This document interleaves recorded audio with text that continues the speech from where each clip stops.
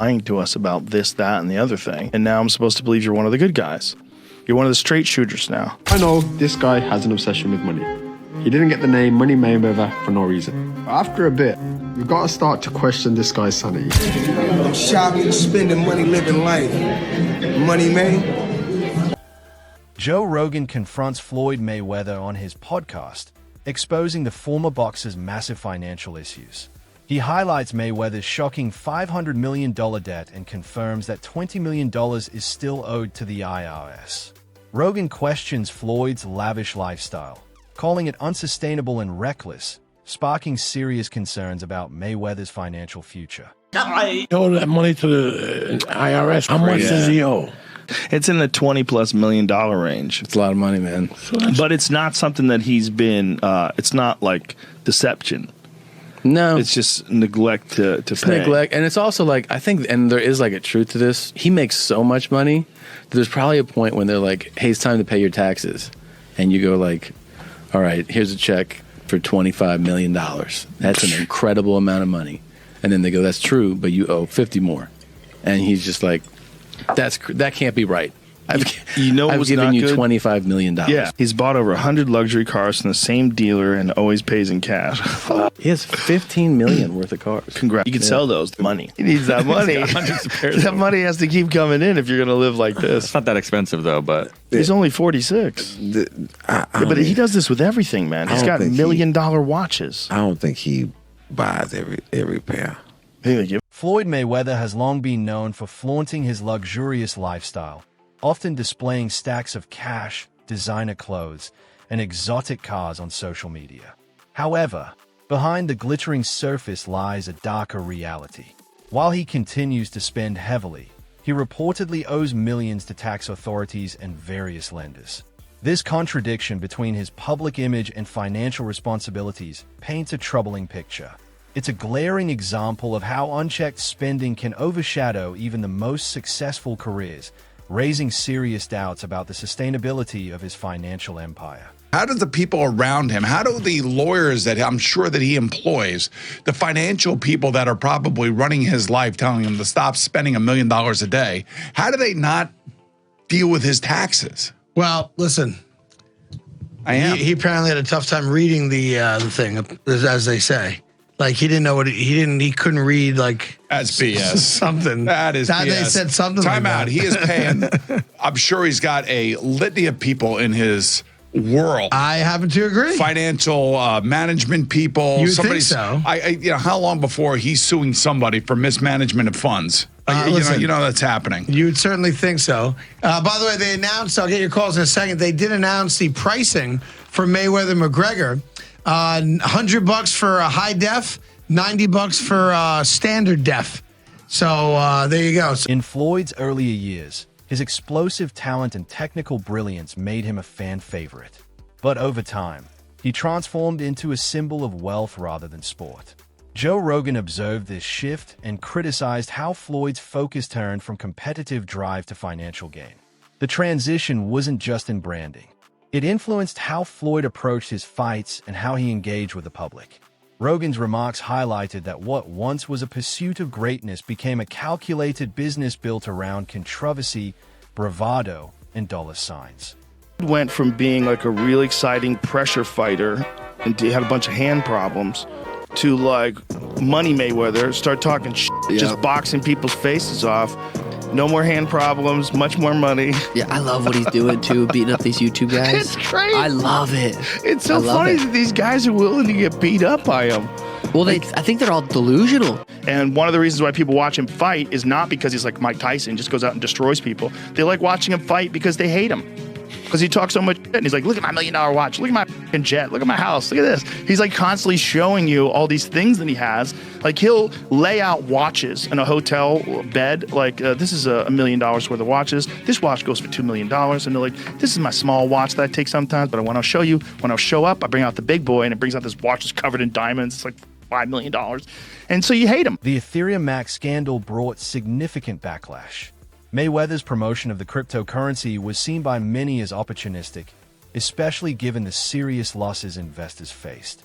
Allegations of a pump-and-dump scheme damaged his credibility, suggesting that he prioritized personal gain over ethical responsibility. The lawsuit that followed raised questions about celebrity influence and accountability in the world of financial endorsements, casting a long shadow over Mayweather's reputation. Kardashian and Floyd Mayweather are being sued over crypto. The pair was allegedly involved in a crypto scam under the name Ethereum Max, which has no affiliation to actual Ethereum. Kim Kardashian had posted on Instagram promoting the token, which shot up in price and eventually came crashing down as so many do. People believe Kim and Floyd, who promoted the product during his fight with Logan Paul, held a certain percentage of the token and made millions selling. Even NBA star Paul Pierce is getting wrapped up in the whole thing. I learned about this story on Morning Brew. It's a daily email newsletter that keeps you up to date on the hottest business news from Silicon Valley to Wall Street. It's also completely free, so subscribe at the link on the comment of this video to get smart fast. In response to the growing criticism, Mayweather has remained largely unapologetic. He continues to post about wealth and success as if insulated from public discontent. However, this strategy may backfire. The more he tries to project control and dominance, the more it highlights the contrast between his image and the controversies swirling around him. And everybody in the crypto world is competing with one another, whereas I feel like everybody should be able to choose what they want to choose and go with who they want to go with. I think everybody should work together. And what I always did was I believed in myself. Before anybody else believed in me, I believed in myself. Observers have noticed a growing pattern, one where Mayweather appears more interested in spectacle than substance. From outlandish purchases to bizarre public appearances, it seems he's leaning into the persona rather than working to restore trust. This shift in behavior could signify a deeper disconnect from reality, where fame becomes a mask hiding financial chaos. Believe this, Floyd Mayweather is back in the NFT space to launch his metaverse called Mayweather. There will be 5,000 NFTs with different utility, rarity levels, and rewards, but this NFT project is after a series of NFT and crypto scams he's started and promoted throughout the years. Some abandoned projects are Centra ICO, Ethereum Max, Floyd NFT, Bored Bunny, scamming his supporters for over more than $5 million. What do you think? Joe Rogan has never hesitated to speak his mind, and his take on cryptocurrency echoed the concerns of many. He drew a parallel between crypto and high-stakes gambling, suggesting that while it might be legal, it's ethically murky. This stance reflects broader anxieties about how celebrities like Mayweather use their platforms to endorse risky investments. Filled with weirdos. Like everyone that I've talked to that wants to come to me with some idea, it's always very strange. Like when people have come to, you know, like my business manager with financial propositions, they're always, it's logical. Like it makes sense. Oh, invest in this. This is a fund and it does this. And this is how you get a return on your investment. None of that stuff ever made any sense to me. I avoided all of it, luckily. But I was propositioned by multiple different entities about these kind of things. And I was like, I don't know what you're saying. I don't know, like, why would anybody buy an NFT? Like, you know, oh, it's a non-fungible token, and then you put it in a NFT wallet, and you have this thing. I'm like, but I have the same thing on my phone. I could take a... Rogan's critique extends to the culture surrounding digital investments. He pointed out how people lured by the promise of fast money often overlook the volatility and lack of transparency in the crypto space. His dismissive tone for NFT enthusiasts underscores how disconnected he feels from this growing trend. The comment serves not only as a personal opinion, but also as a cultural commentary on how quickly hype can replace reason when it comes to financial decisions. It seems like it's legal gambling is what it is. And it seems like even though it's horrible to do and very unethical to dump it, to pump and dump it, it seems like that's legal for some weird reason. Yeah. You know, because I know that's the turmoil around the Haktua coin. I want to start by saying thank you to all my true fans and all the people that actually watch my stuff and they keep up with me. We're trying to sort out all the pieces and stuff to like get all this figured out and make everything right. Oh my God, I'm going to cry. No, don't cry. Don't cry. That's the fear about the Trump coin, and because anybody can kind of make money now, which is so strange. And we're like, we make a JRE coin. What if we didn't dump it? What if we didn't pump and dump it? Like, what would it be for? How can you just do that? How can you just... regulations are have not caught up yet, right? So, and you see that any new emerging emerging business industry technology, I think there are people who look and go, there's an opportunity here because, regulatory policy hasn't. Rogan's comments about Floyd's limitations in other combat sports were blunt, but resonated with many. It's one thing to dominate in a controlled environment, but quite another to step into unfamiliar territory. Rogan's criticism underscored that Mayweather's brand of confidence doesn't translate to credibility in every arena. It's a reminder that wealth alone doesn't buy respect in disciplines where genuine skill still reigns supreme. Floyd Mayweather applying for MMA license wants 6 to 8 months to train. He's screwed. First of all, they should give him everything they can get. It'll be a completely alien range. The fight with Conor McGregor became symbolic of Mayweather's business-first approach.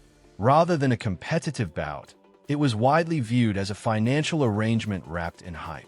The fact that Floyd came out of retirement for this suggests that monetary incentives outweighed any passion for the sport.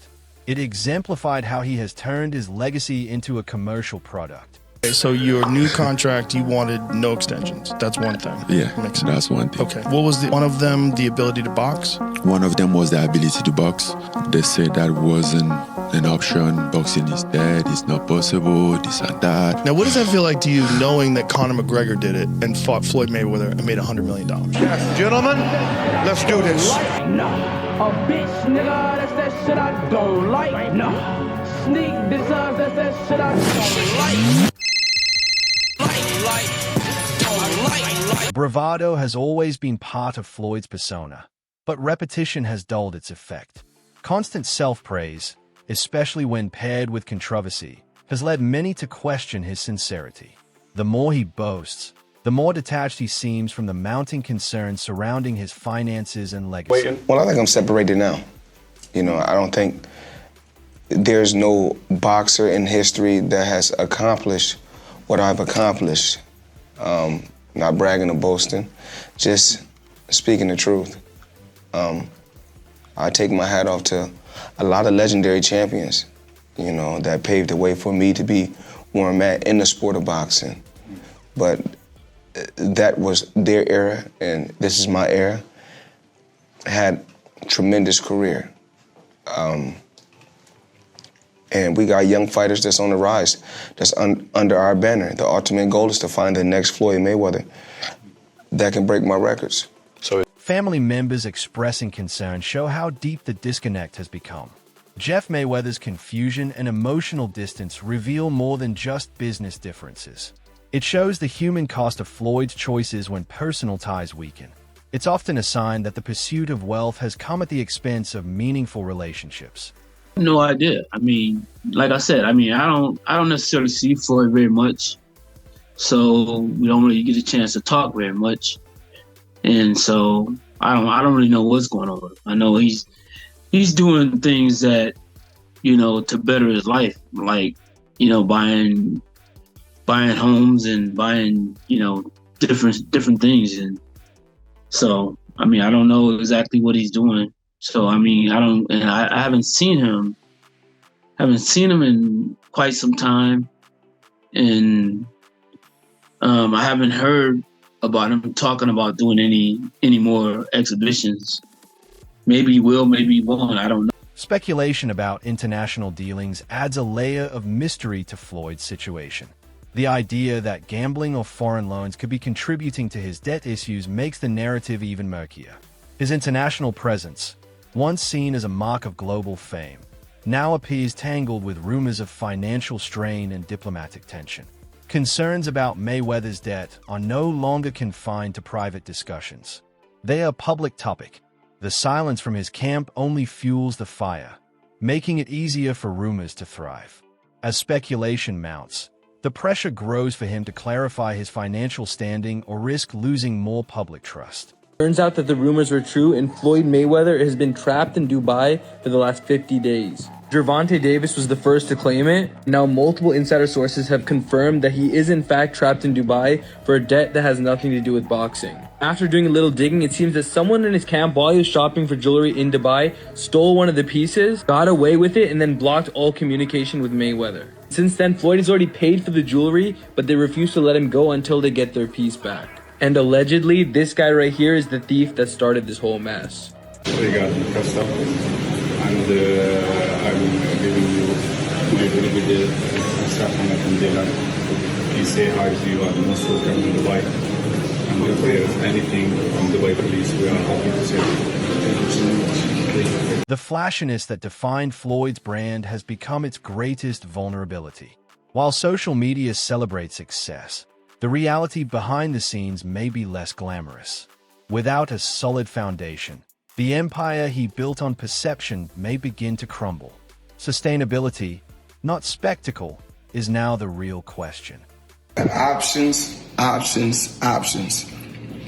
I got about 100 cars, but right here, we like to call this the Sweet 16. Lambo, Ferrari, Ferrari, Ferrari, Ferrari, Lambo, Maybach, a Maybach, whatever you want to call it. Of course, the McLaren, the original McLaren. Bentley, Rolls, Rolls, Rolls, Rolls, Rolls. The Maybach truck or Maybach truck, whatever you want to call it. The mounting concerns from both insiders and fans alike suggest that change is overdue. If Mayweather fails to pivot toward more transparent and responsible behavior, he risks watching his carefully constructed image fall apart piece by piece. The discussion around Floyd is no longer just about boxing or money. It's about legacy. With each new controversy, his accomplishments risk being overshadowed by drama. For someone who wants to find greatness in the ring, it's a stark and sobering shift. AKA Ferrari F50. So 50's obviously going to take any chance that he can to troll Floyd Mayweather. And I don't know how accurate or true this is. 50 said it was true and then removed it off his Instagram like he sometimes does. He'll chime in on things and then remove it.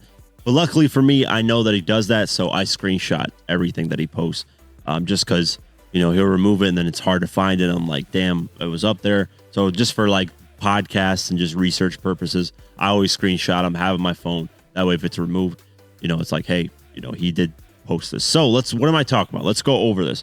50 Cent has weighed in on a shocking claim in the ongoing spat between Floyd Mayweather and Gervonta Davis, saying he believes a belief that has allowed him to get in some digs of his own. Being the highest paid athlete should have cemented Floyd's status as a legend.